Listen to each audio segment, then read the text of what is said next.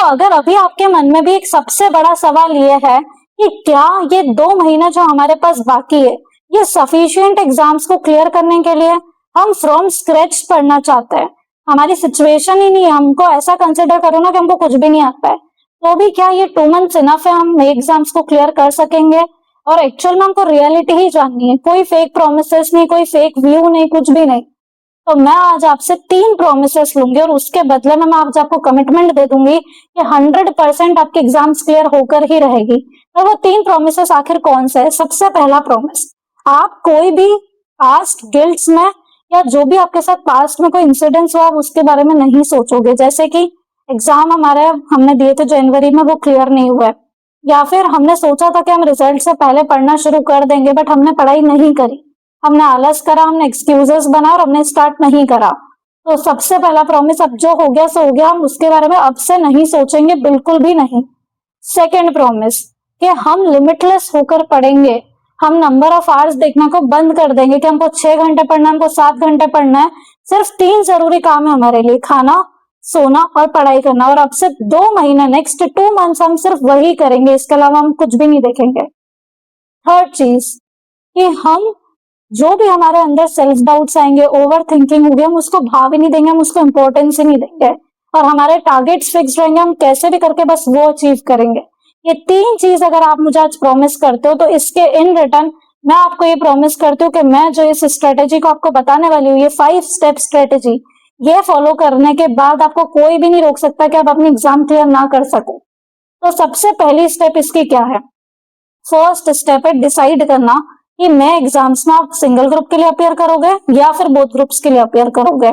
और सबसे important decision है ये, कोई भी ऐसा डिसीजन मत लेना कि चलो बोथ ग्रुप्स दे देते हैं, एक ग्रुप हो तो जाएगा, एटलीस्ट एक ग्रुप नहीं भी हो तो चलेगा, क्योंकि एक ग्रुप भी नहीं होता है ऐसे केसेस में। तो जितना आप पढ़ सको और जो आप क्लियर कर सको एक्चुअल में, आप सिर्फ उसी का फॉर्म भरना, क्योंकि जो भी कोई एग्जाम हम देते हैं ना, उस रिजल्ट से फिर एक्सपेक्टेशंस क्रिएट होती है और तब तक पढ़ाई नहीं होती, और ये अटेम्प्ट्स के लूप का कारण बनता है।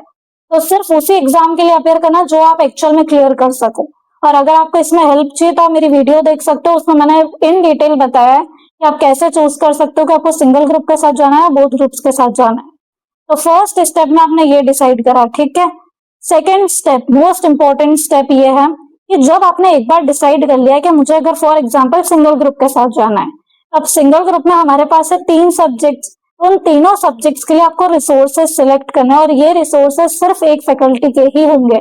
Multiple books, multiple PDFs, multiple prints हमको नहीं रखनी है अपने सामने, हमको सिर्फ एक ही फैकल्टी की कंसेप्ट बुक रखनी है और एक क्वेश्चन बैंक होगी। तो हर सब्जेक्ट के लिए आपके पास मैक्सिमम सिर्फ 2 बुक्स होगी, एक कंसेप्ट बुक और एक क्वेश्चन बैंक, ठीक है। इसके अलावा कुछ भी नहीं। फॉर एग्जाम्पल एफआर में अगर आप AR1 वाली फैकल्टी की बुक से पढ़ रहे हो, ठीक है, AFM में आप पढ़ सकते हो ICAI मटेरियल से, ऑडिट में आप किसी फैकल्टी की बुक यूज कर रहे हो, अगर आप इंटर में, आपको सेम चीजें सिलेक्ट करनी है, एक एक सब्जेक्ट के लिए एक एक रिसोर्सेस। इसके बाद में थर्ड स्टेप जो कि सबसे ज्यादा इंपॉर्टेंट है, प्लानिंग, जहां पर आपको डेली टारगेट बनाना है। अभी अगर जनवरी में आपका रिजल्ट आया है, उस रिजल्ट में आपको क्लियरली विजिबल है कि कौन सा सब्जेक्ट आपका सबसे वीक सब्जेक्ट है।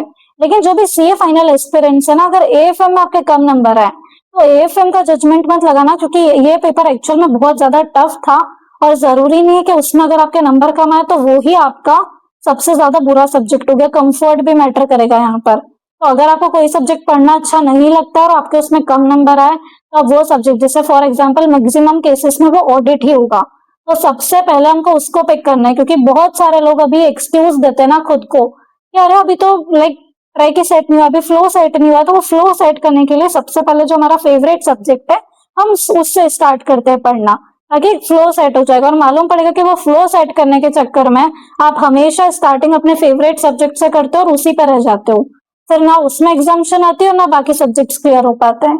तो इस बार बहुत ज्यादा प्रैक्टिकल रहना, उसी सब्जेक्ट को टारगेट करो जो सब्जेक्ट आपका एक्चुअल में वीक है। फॉर एग्जाम्पल CA इंटर वालों के लिए वो टेक्स हो सकता है, CA फाइनल वालों के लिए वो ऑडिट हो सकता है। अगर आप ग्रुप 2 में हो तो CA इंटर वालों के लिए वो ऑडिट हो सकता है, और CA फाइनल वालों के लिए वो DT या फिर IBS भी हो सकता है इवन।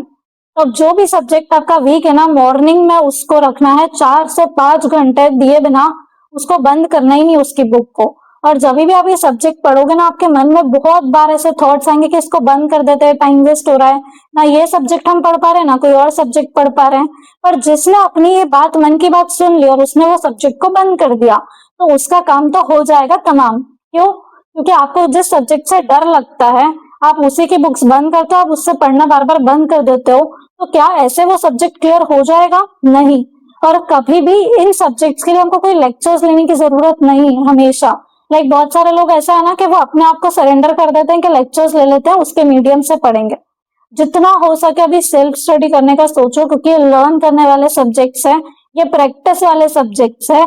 यहाँ पर आप खुद से जितना टाइम दे पाओगे, वो 3 घंटे जो टाइम आप लेक्चर्स को देने वाले हो ना, वो आप एक बार खुद से देकर तो देखो, और फिर देखो कि आपका वो टाइम सेव हो जाएगा और ज्यादा अच्छे से आपकी पढ़ाई होगी, उस पर ज्यादा अच्छे से आप कंफर्ट बना पाओगे। क्योंकि जब आप लेक्चर्स को बंद करोगे ना, आपकी सेम सिचुएशन होगी वापस से, आपको फिर वो सेम डिफिकल्टी आएगी। तो खुद से लेकर बैठो, बहुत मेहनत वाली प्रोसेस से जाओ, नोट्स बनाओ, कहीं पर क्रक्स बनाओ क्वेश्चंस के, और ये सब का टाइम आपको मिल जाएगा। अभी 2 महीने कोई कम टाइम नहीं होता है। आप पढ़ो ना, आप दिन के 12 to 14 आवर्स की पढ़ाई कर लो, और फिर देखो आपके टोटल कितने आवर्स आपको मिल जाएंगे। 240 to 50 आवर्स आपको मिल जाएंगे, और ये कम नहीं होते हैं बिल्कुल भी एक ग्रुप क्लियर करने के लिए।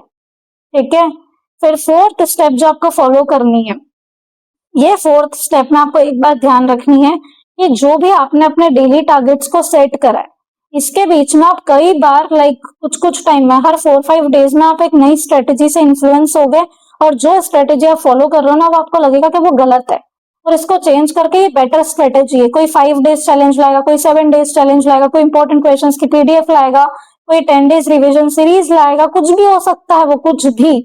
पर आपको उससे इन्फ्लुएंस नहीं होना है। एक बार आपने कोई प्लान कर लिया और आप किसी प्लान पर ऑलरेडी वर्क कर रहे हो, उसको बीच में छोड़कर किसी और चीज को अपनाना गलत होता है, क्योंकि फिर आपको 2-4 दिनों के बाद वो चीज भी ऐसा लगेगा कि यार ये भी एग्जीक्यूट नहीं हो पा रही है, और आपने जो पहले वाली चीज छोड़ी, जो प्लान पर आप वर्क कर रहे थे, वो भी आधा रह गया, जो नया प्लान आपने फॉलो करा वो भी आधा रह गया। और उसके बाद जब आप देखोगे तो ना आपके पास टाइम होगा, और आपकी पूरी स्ट्रेटेजी मेस्ड अप हो चुकी है, आप कहीं के भी नहीं रहे हो। जो भी आप प्लान फॉलो कर रहे हो, पहले उसको कंप्लीट करो, उस सब्जेक्ट को कंप्लीट करो, और फिर ही कोई भी चीज को स्टार्ट करो नेक्स्ट को। ठीक है, तो ये हमारी 4th स्टेप थी। अब 5th स्टेप जो कि सबसे इंपॉर्टेंट है, पहले मैं हमेशा ऐसा मानती थी कि टेस्ट बहुत ज्यादा इंपॉर्टेंट नहीं है, पहले आप रिविजन्स तो कंप्लीट करो अपने, लेकिन बहुत सारे लोगों के साथ ऐसा ना कि वो कंसिस्टेंट ही नहीं रह पाते हैं। अगर कोई चीज टेस्ट के प्रेशर से 7 दिन के विदिन खत्म हो सकती है, लेकिन हमने कोई मीडियम ही नहीं रखा है, तो वो आपकी 10-10, 15-15 दिन चल रही है, और उसके बाद भी वो अच्छे से नहीं हो पाएगी, क्योंकि आपका कोई रिविजन ही नहीं हो रहा है। और जब आप टेस्ट देते हो ना, तो उसकी वजह से आपका रिविजन होता है। कोई भी चीज आप पढ़ोगे, आपको पता है कि इसके लिए आपको टेस्ट लिखना है, तो आप उसको ज्यादा अच्छे से पढ़ोगे। ये ह्यूमन मेंटेलिटी है, नॉर्मल। तो आप हर रिवीजन के बाद एक टेस्ट देने का रखो, और अगर आप सिंगल ग्रुप के लिए अपेयर कर रहे हो, तो एटलीस्ट 2 से 3 टेस्ट आपको देने हैं, और अगर आप बोथ ग्रुप्स के लिए अपेयर कर रहे हो ना, तो आपको एटलीस्ट हर सब्जेक्ट के 2 टेस्ट देने। और आप अभी से, अगर आपने जनवरी एग्जाम्स दे रखी है, तो आपको पता है कि 1.5 डे में आपने पूरा सब्जेक्ट पढ़ रखा है, राइट। तो आपने उतनी कैपेबिलिटी कि आप चाहो तो 5 to 7 डेज में आप एक सब्जेक्ट को खत्म कर सकते हो आज भी। तो आप उससे ज्यादा गैप मत रखो, उतने में एक सब्जेक्ट को कंप्लीट करो, और टेस्ट देने का रखो बिल्कुल। क्योंकि आप जितना टाइम ज्यादा दोगे ना, आपने अगर सोचा कि 15 डेज देना है, तो आप शायद उसके लिए 20 डेज ले लोगे, और वो सेम काम आप 20 डेज में एक्सटेंड कर करके पढ़ोगे। तो प्रेशर लो थोड़ा सा खुद पर। 7 डेज का सोचोगे तो कम से कम 8 से 9 डेज में वो अचीव हो जाएगा। ठीक है, तो इस टाइप से हमको प्लान करना है। अगर प्लान करने में, डेली टारगेट सेट करने में आपको कुछ भी हेल्प चाहिए, तो आप मुझसे भी कनेक्ट कर सकते हो, और अगर आप किसी और से भी कनेक्ट कर रहे हो, तो अपना ये डिसीजन बहुत वाइसली लेना चाहिए, क्योंकि जिस पर्सन पर आप बैठ ले रहे हो ना, उस पर आपको पहले, सबसे पहली बात, पूरा कॉन्फिडेंस होना चाहिए कि वो लास्ट तक आपका साथ दे पाएगा, क्योंकि आप पूरी तरह से उसको कंप्लीटली सरेंडर कर रहे हो ना, तो आपको ट्रस्ट होना उस पर बहुत ज्यादा जरूरी है। और जब आप एक किसी भी पर्सन को सरेंडर कर देते हो, उसके बाद आपका काम रहता है सिर्फ उस पर बिलीफ रखना और अपनी पढ़ाई करना। उसके बाद एक्सटर्नल आपको कोई भी चिंता नहीं होनी चाहिए, कोई भी कंफ्यूजन आ रहा है आप उससे पूछो सीधा। ठीक है, सो आज की वीडियो अगर आपको पसंद आई हो, तो वीडियो को लाइक करना ना भूले, चैनल को सब्सक्राइब करना ना भूले। So thank you so much for watching, bye.